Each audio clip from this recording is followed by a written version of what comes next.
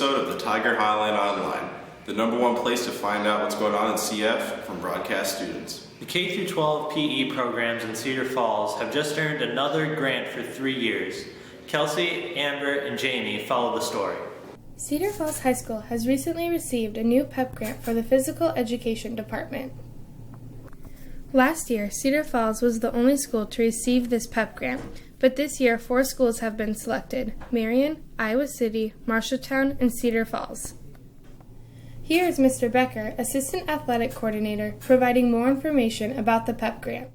PEP stands for Physical Education Program Grant. It's Carol White is the person who's kind of behind it, or who it's named after. It's a federal grant. There's about 50 schools in the nation that get it, some from each state. In Iowa, we've had 3 or 4 schools that have selected in Iowa this time. The amounts of your grant depend on your application. With our respective application that we submitted on what we intended to do, it's going to be for about probably around $1.2 million over 3 years. And basically what that's going to let us do is continue to develop our professional development and curriculum for our staff. It lets our staff go to national and state conferences so they can learn the latest trends. It lets us buy equipment and supplies to support some of the latest things that we're trying to do. It helps us partner with the University of Northern Iowa.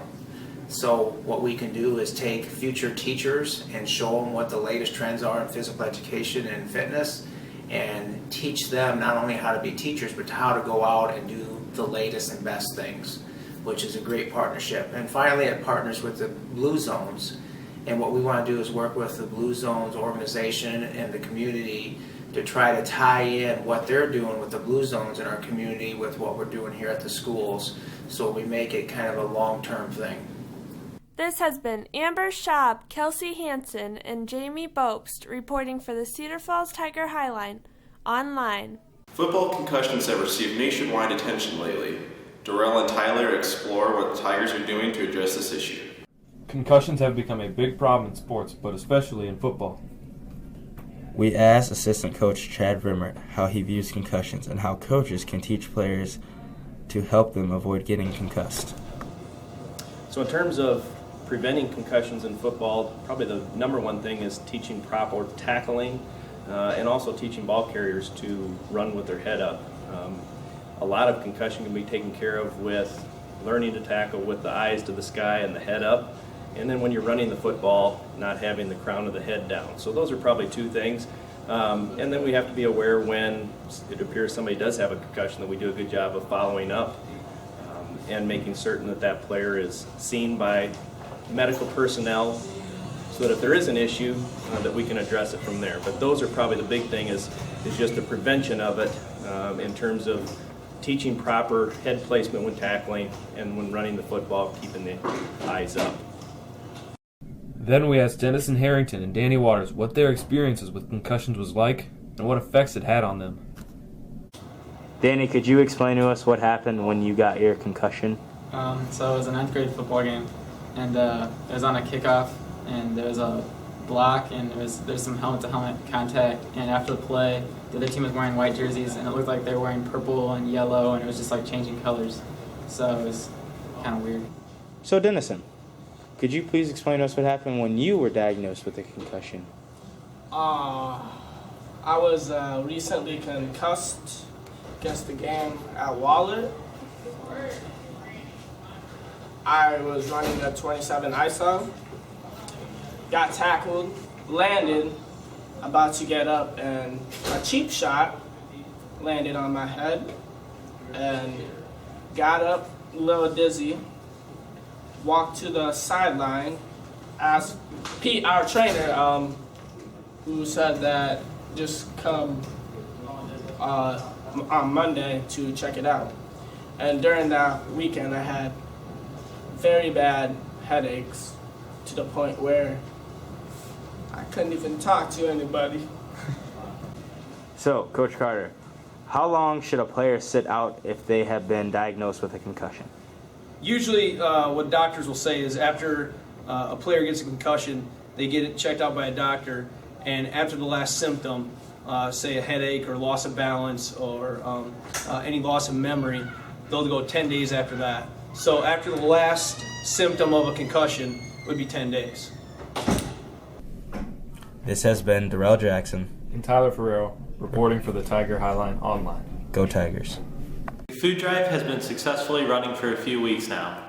Dean Sizek put together yearbook photos to show how it all began.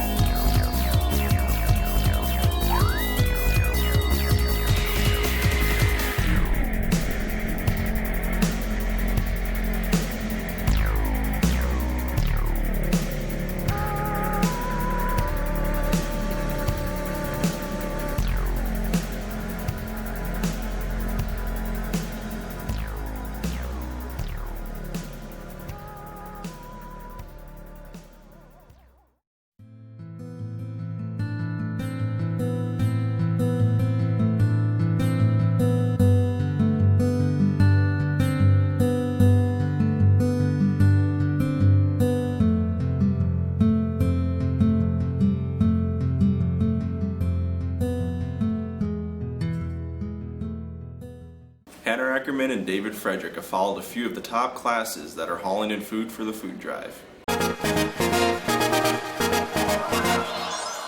Hi, I'm Hannah Ackerman with the Tiger Broadcast Journalism, Cedar Falls High School. This is the 2013 food drive sponsored by the Northeast Iowa Food Bank. We are in competition with other schools in Black Hawk County, especially the Waterloo schools. The champion of these past 3 years has always been Mr. Van Cleve, but this year he could be beat by another history teacher, Mr. Schultz. Will Mr. Van Cleve protect this title, or will Mr. Schultz upset him? I guess only time will tell. How does it like to be ahead of Van Cleve in the food drive? Oh, it feels pretty good, actually. We had one good week, so we're not going to get too confident right now, but we're going to keep fighting, and we'll see where this ends up in the end. How did you surge ahead of Van Cleve? Oh, we had a good week. We had a lot of people really get involved this week. A lot of people brought in cans, and we had a couple big donors this week, I'm not going to lie, so that helped us out a lot. What kind of pep talk did you give to the students? Well, we've talked a few times about different ways we can motivate people to all get involved. One way we did do is to get everybody to set their cell phone alarms for the morning to remind them to bring stuff in. Do you believe that you will beat Van Cleve? Ooh, I'm not going to say that yet. I'm not going to go out on a limb, but we'll just say we'll keep fighting the good fight. So we'll see where we end up. Does it feel like to have Mr. Schultz surge ahead of you? I think it's actually great because the more cans we get, the more people that are going to get fed. The competition is fun, and I think it motivates the students, but and people like to win. But I think it's really awesome that there's a class that's collecting a lot of cans. What is your secret formula to winning these past years? In the past, all I've done is basically just done a little applied sociology, as I tell my kids. They just need to go out, tell people what they're doing, tell them how successful they are at collecting cans, and people tend to buy into that. And when they go to your neighbors, they're willing to give a lot of cans. Do you think you still got time to beat Schultz this year? It's not up to me, it's up to my students. I don't do the can collecting. I just happen to be in the class and give them a few words of wisdom. But who knows who else is out there that's not turning in their money and holding back. So it might not be either of us. Hey! I don't know why.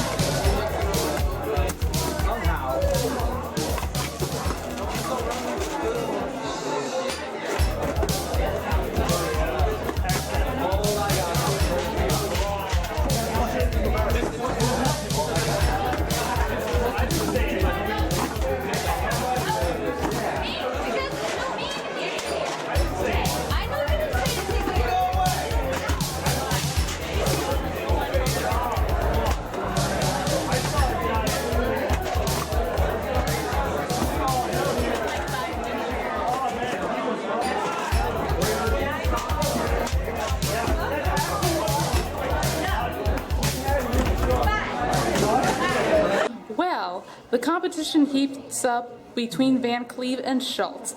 Both classrooms are doing a very good job of getting their canned foods and other packaged foods. So, this is Hannah Ackerman with the Broadcast Journalism Cedar Falls High School reminding you to bring in your food for the food drive.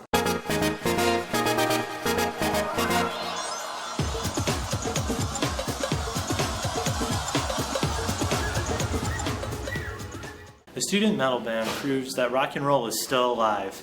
Austin and Blake cover the story. Annex is a local Cedar Valley band made up of 4 high school students. Hi, I'm Leonard, I play guitar, backup vocals. I'm Andrew, I play drums. I'm Alec, I do lead guitar and lead vocals. Jacob, play bass and occasional vocal. Okay, so we started back in like 7th grade, and it was just us 3, and then last year picked up this Joker. He plays drums for us. And yeah, we play metal music, but not like all screamo music. We like to keep it kind of tamed down, like Metallica kind of stuff, because that's a really big influence on us. Okay, so in 7th grade, we were like messing around, just trying to make music, and I just went up to the microphone and I sang, and we were like, hey, that sounds pretty good. You're like, it's a Christmas miracle. For my main vocals, I do some screaming as well, but that's special. So I try to get my vocals to sound more like Metallica, like Bullet and the Valentine songs or stuff like that. I write most of the vocals, and then everybody's contributes into the music.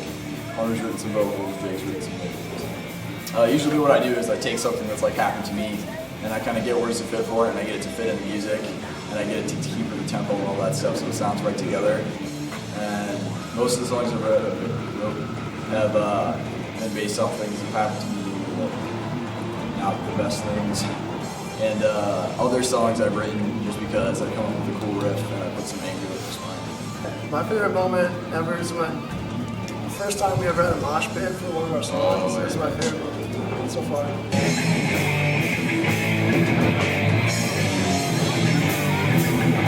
We started recording, I think, a week ago on Sunday.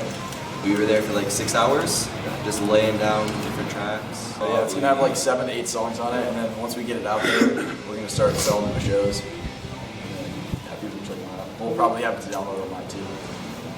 When I was a kid, I mean, like I didn't really have a lot. I wasn't very popular and stuff, but I was really good at playing guitar. So I mean, music really helped me get through that time in my life. And I mean, I figured if I can affect one person's life like music did to me, I'd consider myself the most successful person in the world.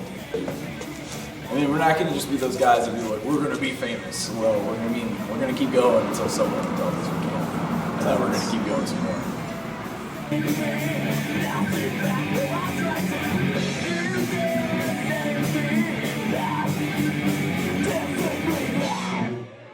Here's a food drive promo created by Noah and Carson. Every year, students at Cedar Falls High School donate an incredibly large amount of food to our food bank. We've done a great job every single year, but I think that this year, we can do even better. This year, when you're donating, consider what you're actually doing. You're doing more than just winning a competition. You're feeding our community. Mr. Van Cleve's class has done a superb job of that already. A jar of peanut butter makes a child's lunch for a week or two. And a soup dinner will help bring the family together at the table. Our community needs us, and it's time to feed your community by donating now. Our goal is over 25,000 pounds of food. Let's make that, and even more. It's time to come together. With all the action that's happening in football, one face can't be forgotten, and that's the kicker. Trey got more on the story. I definitely wouldn't say it's easy.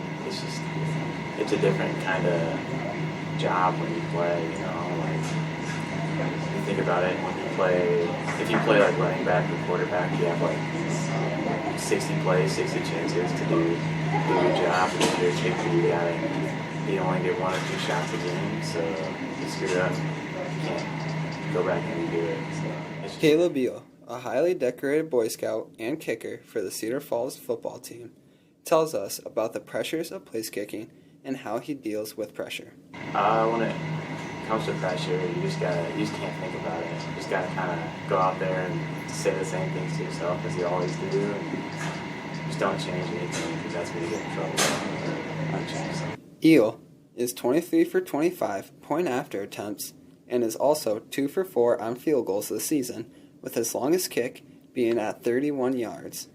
I asked Caleb how he prepares, both mentally and physically. When I go to games, I do like I run through in my head what it's going to look like. Like if we're playing in the dome, I picture myself in the dome and just like on the 10-yard line for an extra point, just picture it just like it would be in a game. Or if we're going somewhere, like we went to Waller last week, I'll try to picture their field and see myself on it and kind of visualize myself just making it every time. So that's how I prepare for it. Just like in anything in life, practice makes perfect, and that's exactly what Caleb Eel does.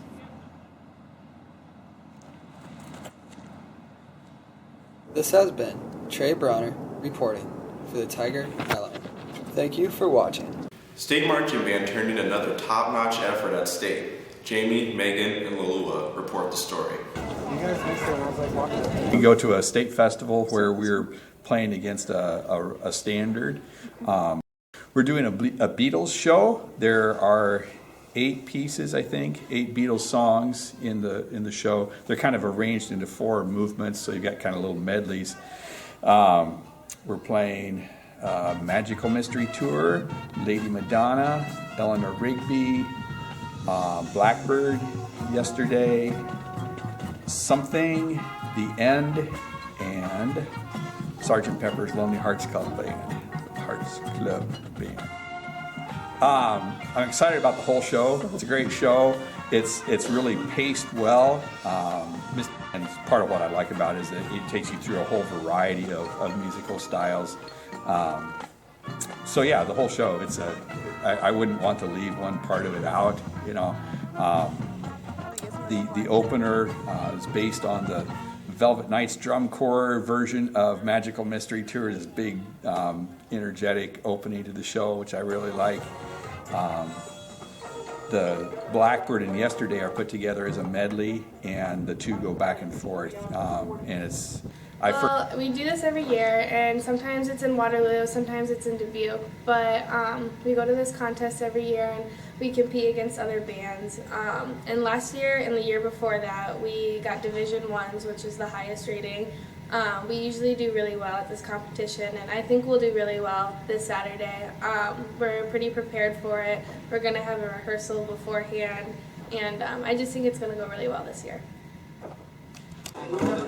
I'm excited for the contest because how we can see how we are as a band. The Tiger Marching Band's 2013 show is Music of the Beatles.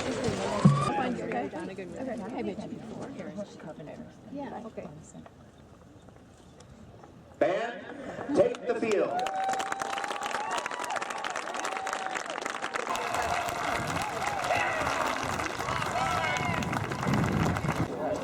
We think it went pretty well. It sounded really good to us. I mean, like, we've been working hard all day, so we hope that it's really good. Yeah. What? I think the Cedar Falls High School Marching Band did a great job. I love the Beatles song. They did a great job performing. Everything was as they wanted it to be. My name is Madeline Nybert, and I was singing this year. I played the clarinet, and my favorite song this year, I think, was Eleanor Rigby, and I really liked West's performances. Their flags were really awesome. My name is Becky Ochoa. I am a junior and I play flute. My favorite song we played was also Eleanor Rigby. It's my favorite. And we watched Russ perform, and I really actually enjoyed their last piece. I think they did the color guard and the cool slides and the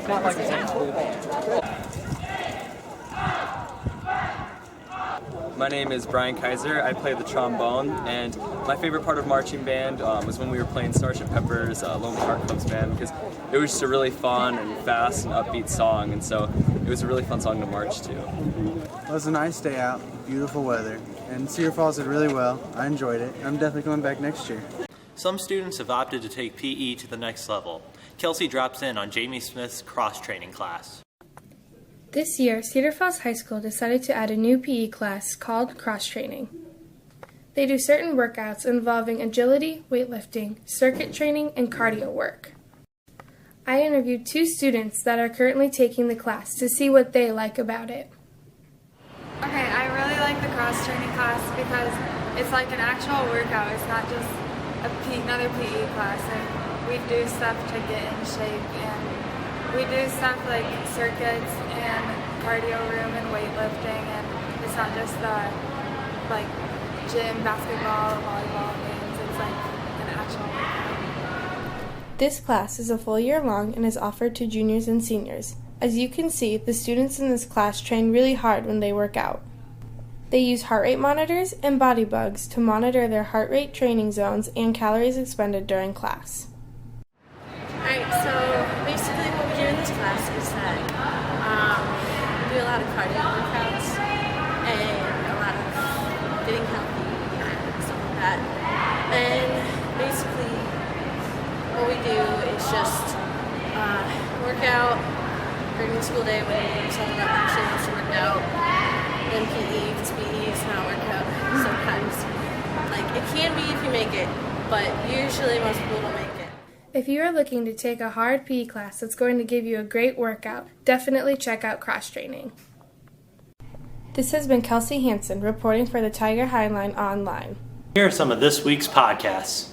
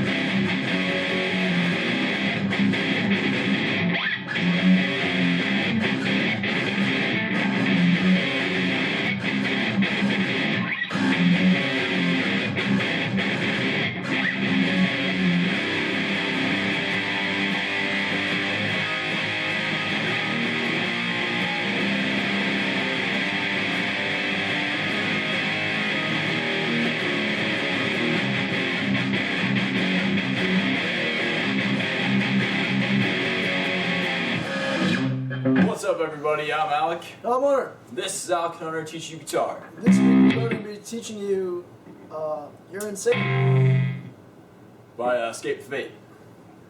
It'll be quite interesting. 12B. Shall we get started? We shall. Alright. Alright, I'm going to be teaching you the intro. Basically, it's all on the G string.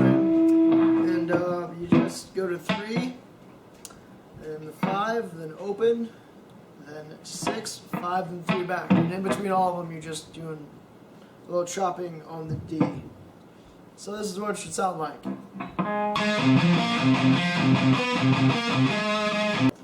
then on the second time, basically the same thing, except after the open, you basically just slide to 6 and just play it a couple times, and then go back to 3. So it should sound like this all together.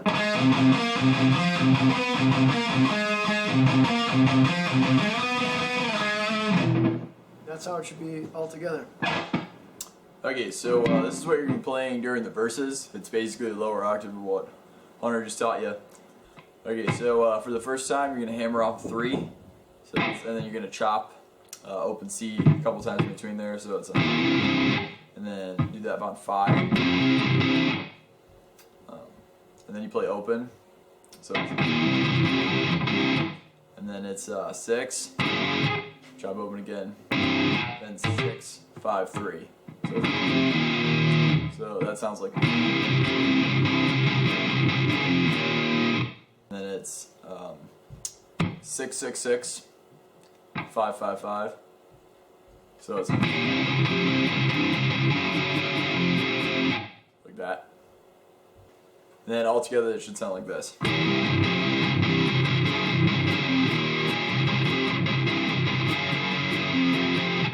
Like that. I'm going to be teaching you the chorus. It's pretty simple. Alright, you're going to start the chorus by just playing open, then you're going to go to an A, and after that you're going to just go on the first, and after that 3 on the C, and after that 3 and 5. So it's basically like this.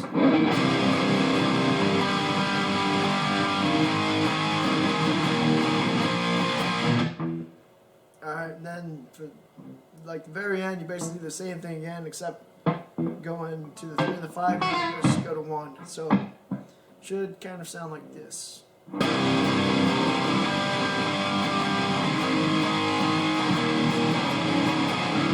you just go back into, the.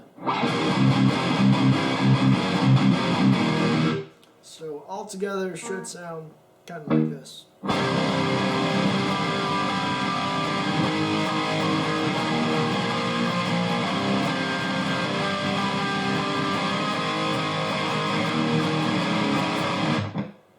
Pretty much. So this is what you're playing during the verses. It's kind of like an odd chopping pattern of like 2 and 3 open chops. So it's that's pretty much how you're gonna keep chopping it. So so you're gonna chop it like that. So it's and then you're gonna kind of mute it. So mute open. Do that again. So it's then 2 muted and 1 open. And then you're going to go up to 5 and 6. So it's 5, 6 on C, 5 on G, and then 6, 5. So it's like that. So all together it's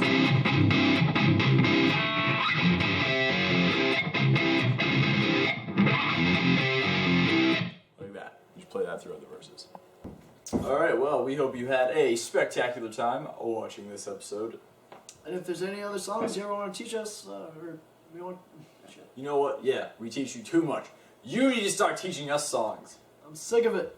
Just disgusting. But anyway, really, if you want us to teach you a song, just tell us. Yeah. Well, I mean, we haven't had any requests yet, but if we get any, we'll try to be loyal to them and such. So, yeah, thanks for watching. Alright. Have a good time. Bye. Bye. What? 1, 2, 3, 4.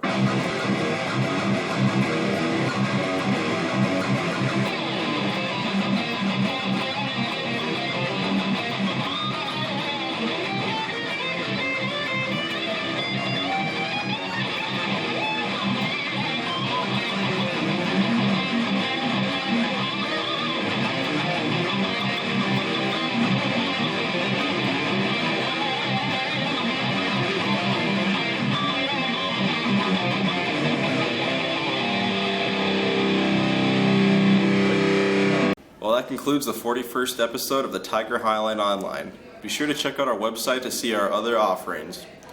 As always, stay classy, CF.